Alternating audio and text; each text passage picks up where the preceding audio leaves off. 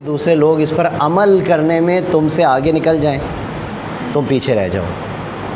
تو یہ سب کچھ عمل کا ایک ذریعہ ہے، ایک وسیلہ ہے، قرآن فہمی اور قرآن سمجھنا۔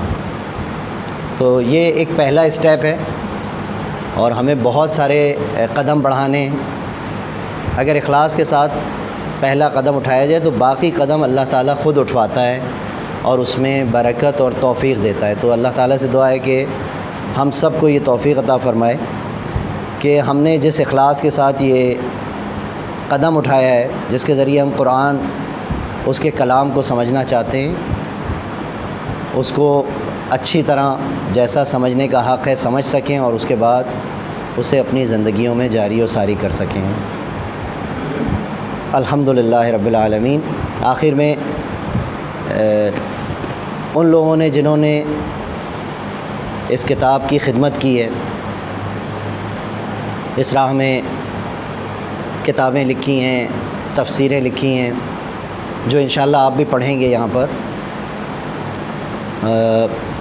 اور خاص طور سے 2 دن پہلے ایک ایسے ہی قرآن کے شاگرد کی شہادت کا دن تھا، شہید آیت اللہ مرتضیٰ مطہری رحمۃ اللہ علیہ۔ تو ان سب کے لیے جو خادم قرآن تھے اور تمام مرحومین کے لیے 1 مرتبہ سورہ حمد اور 3 مرتبہ سورہ اخلاص کی تلاوت فرمائیں۔ بسم اللہ الرحمن الرحیم۔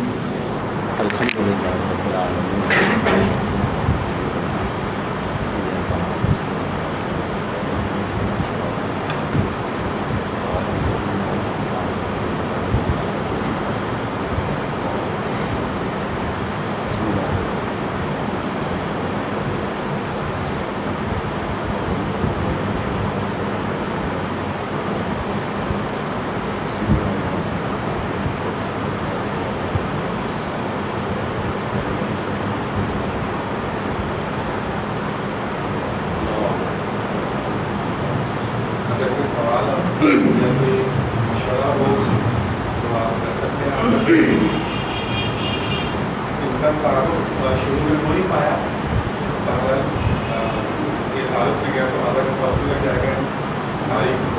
یہ کیونکہ مشرق زمین سے تعلق رکھتے ہیں اور مشرق زمین کی ایک خصوصیت ہے کہ جو اچھا لگنے لگے اس کے بارے میں غلوب سے کام لیتے ہیں۔ تو انہوں نے وہ جو آپ کو اشتہار بھیجا ہے اس میں بھی غلوب سے کام لیا ہے۔ ہم ایک ادنا سے طالب علم ہیں، ایک بات۔ دوسرے روح رواں جو ہیں وہ یہ خود ہیں اور باقی یہ سب کچھ امام زمانہ کی سرپرستی میں چل رہا ہے۔ التماس سے دعا، آپ کی کلاس کا ٹائم نہ لیجیے۔